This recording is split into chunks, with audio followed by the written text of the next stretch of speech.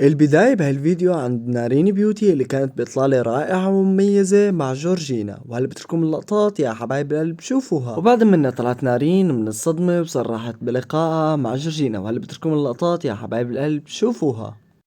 كانت مع جورجينا ولا انا عم بتهيألي؟ واو، يعني شو بدي احكي لكم، يعني من اجمل الايفنتات اللي حضرتها. ما بعرف ليش اتخطيت اني شفت لجورجينا، انه ايه شفت لجورجينا وهلا انه رح اروح على دبي، انه عادي وات. وقفوا ثواني، لازم اقدر اللحظة. واو، كتير كان شعور حلو. فيني لكم عنها انه قد ايه هي حلوة بالصور، بالحقيقة احلى بألف مرة ما شاء الله. يعني ناعمة وهادية بس بنفس الوقت جذابة، في عندها جاذبية كتير حلوة.